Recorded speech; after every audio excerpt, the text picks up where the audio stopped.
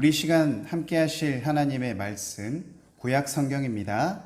구약 성경 오바댜 1장 17절에서 21절 말씀입니다. 구약 성경 오바댜 1장 17절에서 21절 말씀. 이 시간 하나님의 말씀을 받는 시간입니다. 모두 자리에서 일어나 주시기 바랍니다. 말씀을 한 절씩 읽도록 하겠습니다. 오직 시온산에서 피할 자가 있으리니 그 산이 거룩할 것이요 야곱 족속은 자기 기업을 누릴 것이며 야곱의 족속은 불이 될 것이며 요셉의 족속은 불꽃이 될 것이요 에서 족속은 지푸라기가 될 것이요 그들이 그들 위에 서서 그들을 불살할 것이요 에서 족속이라고 하가 없으리니 여호와께서 말씀하셨으니라. 그들이 네겝과 에서의 산과 평지와 블레셋을 얻을 것이요 또 그들이 에브라임의 들과 사마리아의 들을 얻을 것이며 베냐민은 길르앗을 얻을 것이며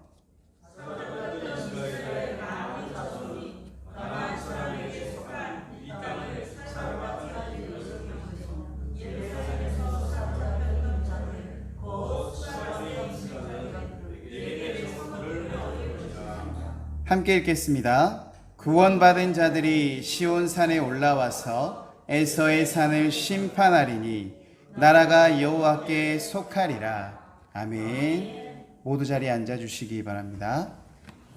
거룩하신 하나님 아버지, 오늘도 거룩한 주일을 분별하여 하나님의 말씀을 사모하고 우리의 삶을 변화시키기 위해 하나님께 나온 우리 귀한 성도가 있습니다. 하나님, 이 시간 성도 한 사람 한 사람 하나님 만나주시고 위로하여 주시며 그들의 마음속에 하나님의 진리의 말씀이 새겨질 수 있도록 성령의 충만함을 통하여 은혜 받는 시간 되기를 원합니다. 그리스도인으로서 내가 어떻게 살아가야 하며 내가 누구에게 속한 자인지를 분명히 알아가는 귀한 은혜가 있기를 소망하오니 이 시간 하나님께 의지하며 믿음으로 고백하는 자들마다 모두 이러한 은혜를 받아 누릴 줄 믿사오니 하나님 우리와 함께하여 주시옵소서. 감사드립니다. 살아계신 주 예수 그리스도 이름으로 기도드립니다. 아멘. 할렐루야. 우리 시간 함께 인사하겠습니다. 주님의 이름으로 환영합니다. 네, 한 번 더 인사하겠습니다. 감사하는 한 해가 됩시다. 네. 저는 이상하게 이 자리에 올라오면 자꾸 미소가 좀 지어지는 것 같아요. 왜 그런지는 잘 모르겠어요. 이렇게 하나님께서 세워주신 것이 감사해서 그런 걸 수도 있고 아마 부족하지만 또 저를 통해서 성도님께 은혜가 될 수 있으면 좋겠다는 그런 생각도 있고 저를 봐주시는 게 너무 감사해. 여러 가지 복합적인 이유가 있으신 것 같아요. 그래서 저도 올라서면 이렇게 여러분들을 한번 쳐다보거든요. 근데 제가 올라올 때마다 환하게 미소 지어주시는 분들이 있어서 아마 저도 그렇게 힘이 나는 것 같아요. 우리 모두 피곤하고 지친 시간인 거는 다 알지만 우리가 좀 힘을 냈으면 좋겠습니다. 그래도 우리가 주일을 기억하여 거룩하게 지키는 날이잖아요. 예배의 자리에서 우리가 마음이 기쁘지 않고 즐겁지 않으면 이것은 하나님께 영광이 되지 못할 줄로 믿어요. 우리가 피곤하고 힘들고 지친 마음의 심령이 있을지라도 우리 예배 드리는 시간만큼은 우리가 의식적으로라도 좀 웃으시는 그런 하나님께서 기뻐 받으시는 그런 하나님의 자녀가 되시기를 간절히 축복합니다. 아멘. 구약 성경에서 가장 짧은 성경책이 어떤 책인지 아세요? 네, 오늘 우리가 하고 있는 오바댜의 가장 짧은 책입니다. 1장으로 구성되어 있고요.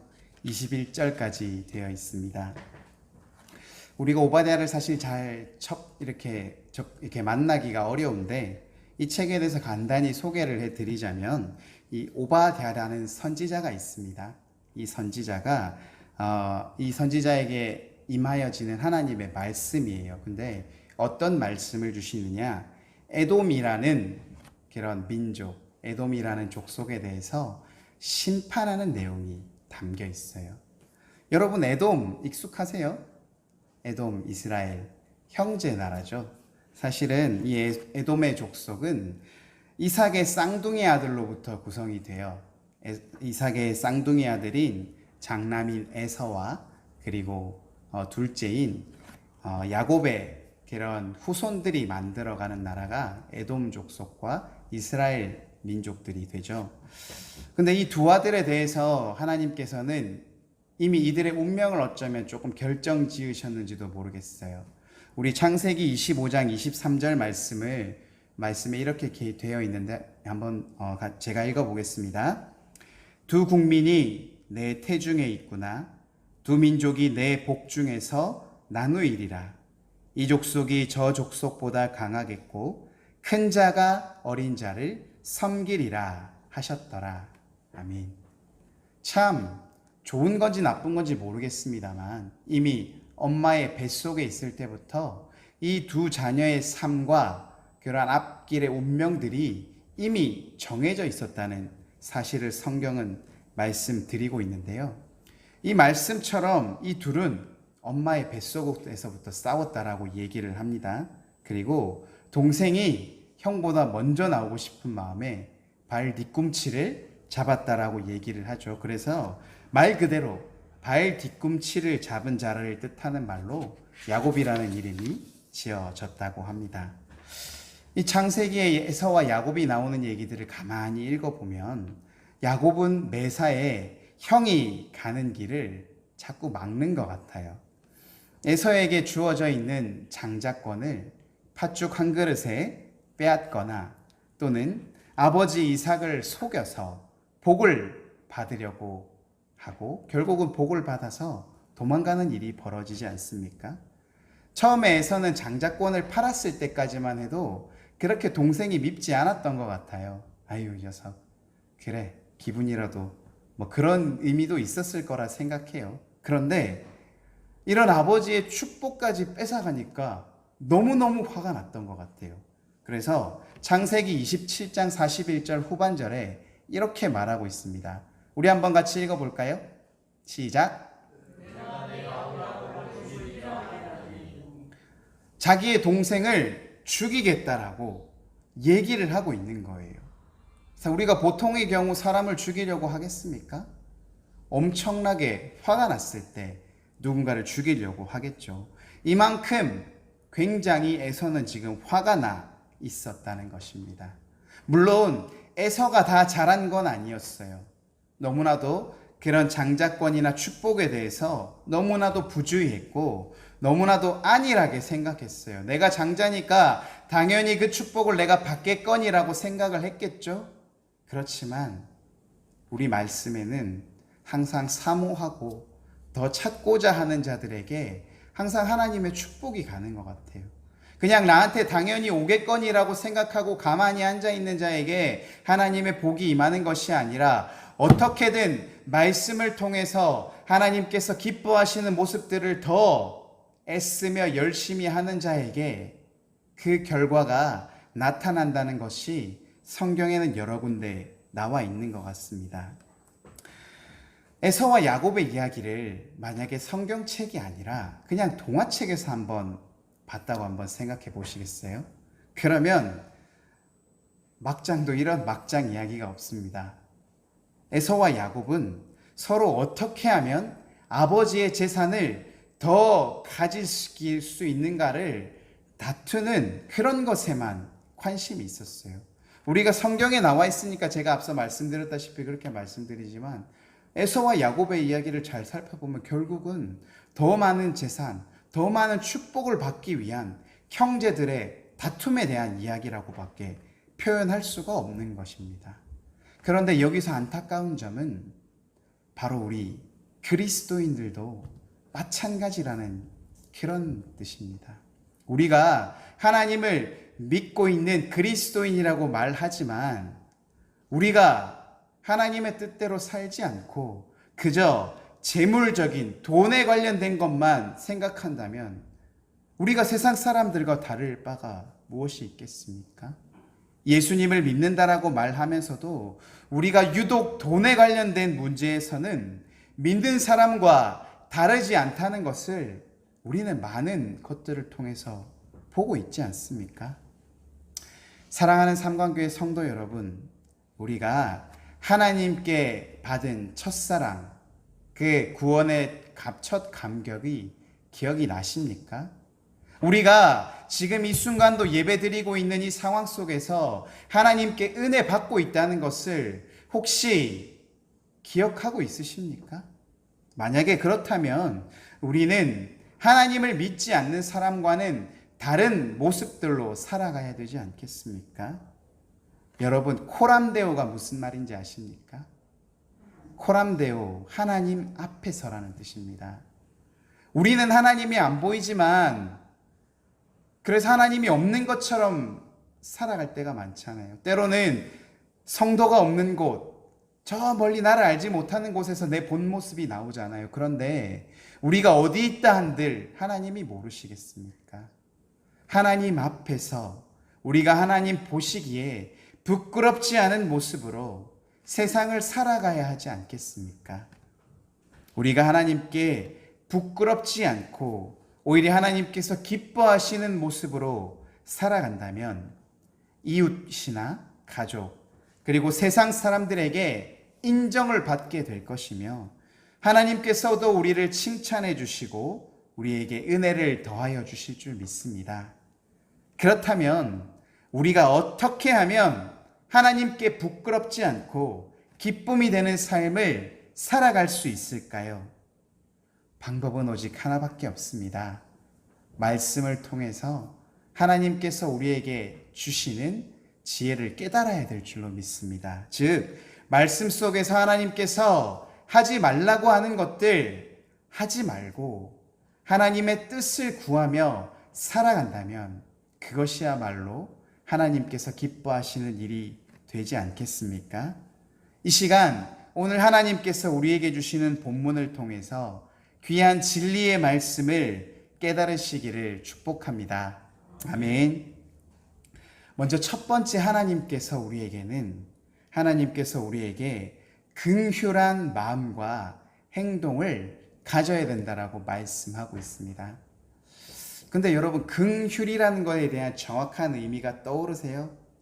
대부분 보통 좀 이렇게 불쌍하게 여기는 그런 마음이라고 생각하시는 경우가 많을 것 같은데 비슷해요. 비슷하지만 상대방의 있어야 돼요. 긍휼한 마음이라는 건 상대를 바라보면서 그 사람이 가엾게 여겨지기 때문에 그에게 도움을 베푸는 마음, 그게 긍휼한 마음이에요.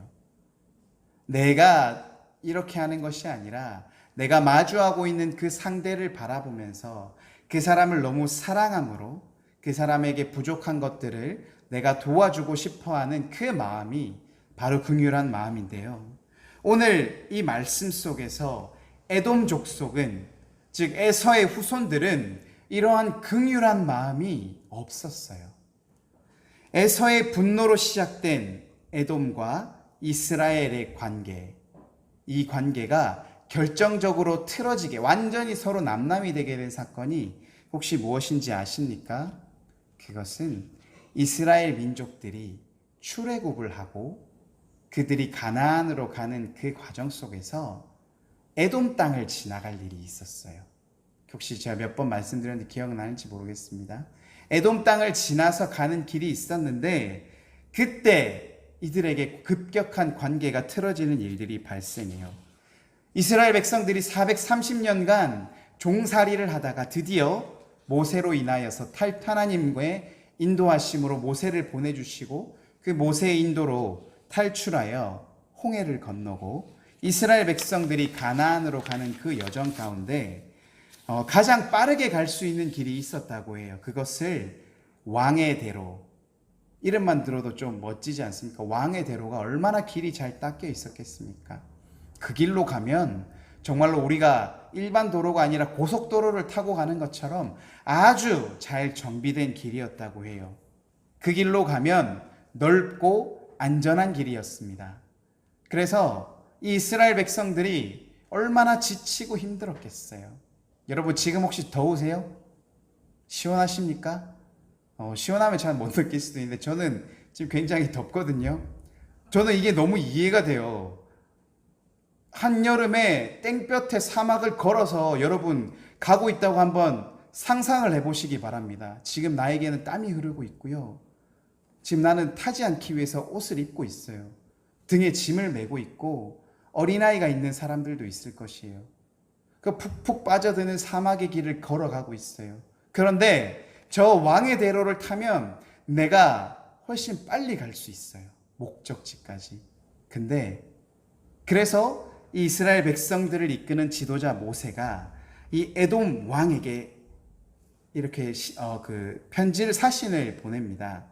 그동안 자기들이 겪었던 그 아픔과 어려움들을 설명하고 자신들을 낮추어 부르면서까지 요청합니다. 뭐라고 하냐면 청하건대 당신의 땅을 지나가게 하소서. 당신들에게 아무런 피해도 입히지 않고 지나가겠습니다라고 아주 자신을 낮게 부르며 간청하는 태도로 구합니다. 그런데 에돔 왕이 어떻게 했을까요? 지나가지 못하리라 이렇게 대답을 합니다. 완강하게 그 백성들이 지나가는 것을 거절하며 오히려 무장한 병사들을 데리고 나와서 혹시라도 한 사람이라도 지나가는가를 쳐다보고 있는 거예요. 너무 덥고 지치고 목마르고 피곤한 이 상황 속에서 눈앞에 정말로 빠른 길이 있음에도 불구하고 그 길을 돌아가야 하는 그들의 마음과 심정이 얼마나 지치고 피곤했겠습니까? 이들이 가면서 에돔을 향해 어떤 마음을 품었겠어요? 아유, 남의 땅이니까 피해가는 게 맞지 이렇게 생각했을까요? 두고 보자, 내가 너희들을 반드시 후회하게 해줄 거야. 아마 사람이라면 이런 마음을 품지 않았을까요? 이걸로 인해서 에돔과 이스라엘은 완전한 뒤틀린 관계, 악연이 시작되게 되는 순간입니다. 이때 만약에 에돔 왕과 에돔 민족들이 긍휼한 마음을 가지고 형제의 나라잖아요. 따지고 올라보고 봤다 보면 아버지가 같은 형제의 나라잖아요. 얼마나 그동안 종살이를 하느라 힘들었습니까? 물이라도 좀 갖다 주면서 편안하게 지나가라고 아마 이렇게 불쌍하게 가엾게 여기는 마음으로 도와주었다면 이후에 이들이 지금은 알 수 없지만 서로 싸우고 다투며 분쟁하는 그러한 일들을 이 악연을 미리 막을 수 있지 않았을까요? 이들이 나중에 에돔이 이스라엘 민족의 종이 되고 노예로서 살아가게 되는데 그러한 일들을 이들이 만약에 지금 알았다면 이들이 이렇게 이스라엘을 학대하고 거절할 수 있었을까요? 몰랐기 때문입니다. 몰랐기 때문에 이들은 그들을 거절할 수밖에 없었어요. 우리 시편 103편 13절에 이런 말씀이 있습니다. 아버지가 자식을 긍휼히 여김같이 여호와께서는 자기를 경외하는 자를 긍휼히 여기시나니. 아버지가 자식을 긍휼히 여기는 마음과 같이 하나님께서 자기를 경외하는 자들을 긍휼히 여기신다고 말씀하십니다. 만약에 에돔 족속 또한 하나님을 경외하는 마음을 가지고 있었다면 그들의 사랑하는 형제를 외면할 수 있었을까요? 우리에게도 그러한 긍휼한 마음이 있어야 될 줄로 믿습니다. 사랑하는 삼관교회 성도 여러분, 믿음의 사람들은 어려운 상황에 놓인 사람들을 향해서 사랑과 긍휼의 마음을 가져야 할 줄로 믿습니다. 그래서 하나님께서는 성경 곳곳에 고아와 객과 과부를 돌보고 그들을 불쌍히 여기며 사랑을 베풀라라고 말씀하시지 않습니까? 우리 하나님을 믿고 사랑하는 그 사랑을 받은 우리들, 이 시간 하나님의 말씀에 받들어 긍휼한 마음을 가지고 혹시나 내 이웃에 또 내 눈이 닿는 곳에 나의 도움이 필요한 사람은 없는지 살피며 하나님의 사랑을 전하는 내 삶을 통해서 이러한 하나님의 뜻을 드러내는 귀한 하나님의 자녀가 되시기를 간절히 축복합니다. 아멘. 두 번째는 교만하지 말고 겸손하라 입니다. 교만은 잘난 체하는 것입니다. 남을 무시하는 것이고요. 말이나 행동을 건방지게 하는 것입니다. 이렇게 얘기하면 사실 세상에 교만한 사람은 한 사람도 없어요. 왜 그렇게 말하냐면 자기가 자기의 행동을 모른다는 얘기예요. 나 이런데? 난 잘난 척한 적 없는데? 누가 판단하는 겁니까? 내가 판단하는 겁니까? 아니요. 나의 말과 행동은 상대방이 판단하는 겁니다. 나는 잘난 체 한 적 없는데? 나는 남을 무시한 적 없는데? 나는 나 혼자 잘났다고 행동한 적이 없는데? 내가 판단하는 것이 아니라니까요. 나의 행동을 바라보는 사람들이 그렇게 판단하는 것입니다. 그런데 요즘엔 함부로 말하기 쉽지 않습니다. 너 너무 교만한데? 요즘에 이런 말 들어보신 적 있으세요? 내가 교만하지 않아서가 아니라 그렇게 말하는 순간 서로 관계가 나빠지기 때문에 또는 서로 차이가 나는 위치에 있기 때문에 말하지 못할 뿐입니다. 우리는 늘 스스로가 교만하지 않도록 하나님께 구해야 될 것입니다. 오늘 하루 내가 누군가에게 교만하게 하지 않았나? 내가 누군가에게 한 말이 상처가 되지는 않았나? 나는 걱정하고 사랑하는 마음으로 한 말인데 혹여나 누군가는 그 말들을 어렵게 받아들이고 마음속에 아픔이 있지는 않았을까? 에돔 족속이 교만했다는 것은 오바댜 1장 3절에서 드러나는데요. 1장 3절의 말씀에 이렇게 얘기하고 있습니다. 하나님께서는 에돔 족속을, 저 빨간색 표시 보이십니까? 바위 틈에 거주하며 높은 곳에 사는 자라고 얘기하고 있습니다. 말 그대로입니다. 당시 에돔 족속이 살던 곳은 땅이 높은 험지였어요. 바위가 많았고요. 그러다 보니까 이들이 자신을 둘러싼 높은 험지와 바위로 요새가 된 곳에 살았기 때문에 적들이 침입하기가 어려웠다고 해요. 그러다 보니까 그들이 스스로 이렇게 말합니다. 흰색 글자를 한번 봐주세요. 누가 능히 나를 땅에 끌어내리겠느냐? 무슨 말이냐면 그 누구도 우리를 멸망시킬 수 없다라는 얘기입니다. 그 안에는 그 속에 하나님일지라도 라는 말이 포함되어 있는 거예요. 그 누구라도 하나님일지라도 나를 끌어내릴 수 없어. 왜냐하면 나는 이렇게 튼튼하고 안전한 곳에 있으니까.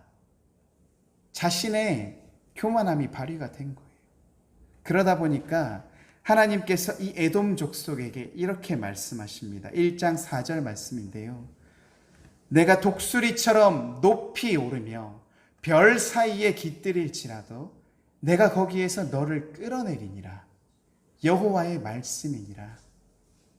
너희가 그곳에 있는 것이 아니라 혹여나 독수리처럼 날아오르고 저 하늘의 별 사이에 네가 숨어 있을지라도 내가 너 반드시 끌어내릴 거야. 사람이 새가 될 수 없죠. 우리가 별 사이에 숨을 수 있겠습니까? 하나님께서는 네가 무엇을 하든지 어느 곳에 있든지 너의 교만을 반드시 심판하시겠다라는 것입니다. 하나님 앞에서는 우리는 그 어느 것도 장담할 수 있는 것이 없습니다. 그 누구도 자신의 미래를 알지 못하기 때문입니다. 야고보 사도는 그래서 야고보서 4장 13절에서 15절의 말씀에 이렇게 얘기하고 있습니다. 들으라, 너희 중에 말하기를 오늘이나 내일이나 우리가 어떤 도시에 가서 거기서 1년을 머물며 장사하여 이익을 보리라 하는 자들아, 내일 일을 너희가 알지 못하는도다. 너희 생명이 무엇이냐? 너희는 잠깐 보이다가 없어지는 안개니라. 너희가 도리어 말하기를 주의 뜻이면 우리가 살기도 하고 이것이나 저것을 하리라 할 것이거늘. 우리는 하나님 앞에서는 그저 잠깐 스쳤다 지나가는 안개와 같은 존재입니다. 우리의 연수가 100년이 된다 할지라도 하나님의 역사와 하나님께서 주관하시는 그 모든 역사 속에서 우리가 어떤 영향을 미칠 수 있겠습니까? 그저 잠깐 스쳐 지나가는 안개와 같다는 것입니다. 하나님은 역사를 주관하시며 모든 만물을 통치하시는 분이기 때문에 우리는 하나님의 뜻에 겸손하게 순종해야 될 줄로 믿습니다. 우리에게 주어진 환경, 내가 있는 위치, 그런 것들로 인해서 내가 혹시나 겸손하지 못했는지, 혹시나 내가 사람들에게 교만한 모습을 보이지 않았는지 우리는 늘 스스로를 점검해보고 돌이켜보아야 할 줄로 믿습니다. 우리가 늘 하나님 앞에 겸손한 마음으로 순종하며 살아갈 때 하나님께서 우리를 더 높여주셔서 우리를 영광받게 하여 주실 줄 믿습니다. 스스로 높이는 것이 아니라 하나님을 통해 영광 받으시는 귀한 주의 권속들이 되기를 간절히 소망합니다. 아멘. 하나님께서는 우리를 회복시키는 분이십니다. 믿으십니까? 이용진 장로님만 믿으시는 것 같아요. 하나님께서는 우리를 회복시켜 주시는 분이신 줄 믿습니다. 우리 21절 말씀을 한번 같이 읽어보겠습니다. 21절 말씀 시작. 구원받은 자들이 시온산에 올라와서 에서의 산을 심판하리니 나라가 여호와께 속하리라. 아멘. 오늘 우리 본문 제목 말씀이 뭔가요? 나라가 여호와께 속하리라. 여러분 혹시 모두가 아시는 분일 거라고 생각하는 혹시 김연아 선수 알고 계십니까?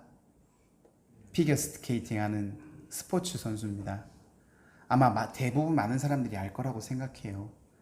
그 사람이 우리나라 사람이라는 것에 혹시 자부심을 가진 적이 있으십니까? 우리가 동계올림픽 할 때 보면 많은 사람들이 부러워합니다. 어떻게 저런 선수가 한국에 있느냐. 그럴 때 우리 마음 뿌듯하잖아요. 여러분 혹시 BTS 아세요? 가수거든요. BTS 웃으시는 분이 있으신 거니까 아시는 것 같아요. 아주 유명한 가수예요. 미국이라는 나라에서 그 순서를 매기는 곡 순위에 1등도 하고 하는 그런 놀라운 가수거든요. 그런 사람들이 속한 나라가 어디냐고 물어보면 대한민국이라고 그렇게 얘기를 해요. 그러면 그 나라 너무 대단하다 그렇게 얘기하죠. 우리 어때요? 우리나라 곡이 노래 본고장이라고 말하는 그곳에서 1등이래. K-팝, 한류 이런 얘기 들어보셨습니까? 우리나라 문화가 해외에서 이렇게 인기를 얻으면 너무 기분이 좋지 않으세요? 여러분 마찬가지입니다. 나라가 여호와께 속하리라. 우리가 하나님께 속하게 된다는 것은 두말할 필요가 없는 것이에요. 우리가 세상에 속한 자입니까? 하나님께 속한 자입니까? 우리는 하나님께 속한 자들 아니겠습니까?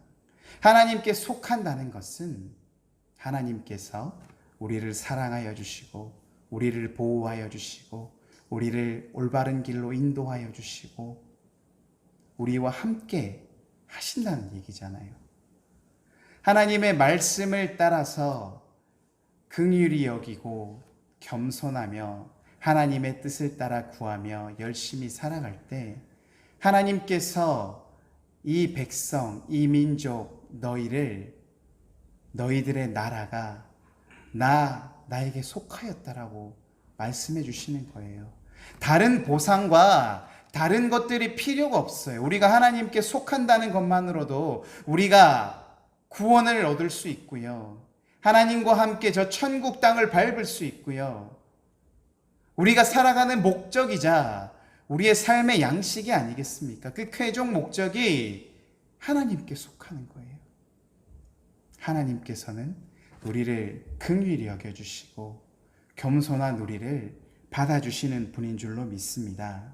사랑하는 성도 여러분, 혹시나 살아가는 가운데 누군가에게 어려움을 당했거나 힘든 그러한 상황을 겪게 한 사람들이 있습니까? 하나님께서는 그 사람들 또한 용서해 주시기를 바라십니다. 왜요? 그냥 사랑하니까? 아닙니다. 하나님께서는 나의 아픔까지도 다 아시는 분이기 때문에 하나님께서 심판하여 주시고 하나님께서 더 큰 일들을 해 주시는 분이십니다. 하나님께서 우리를 악한 길로 가지 않기 위해서 우리에게 복수하지 말고 우리의 마음을 쓰지 말라고 하시는 거예요. 그것은 우리가 상처 입은 것을 회복시켜 주시는 하나님의 말씀이에요. 하나님께서는 우리가 악한 길로 나아가기를 원치 않으시는 분입니다. 항상 긍휼한 마음을 가지고 겸손하게 하나님의 뜻대로 하나님의 뜻을 구하며 나아갈 때, 어려운 사람들을 바라보며 하나님의 사랑을 전할 때 하나님께서 너는 내게 속했어, 너는 내 사랑하는 자녀야 라고 친히 말씀하여 주실 줄 믿습니다.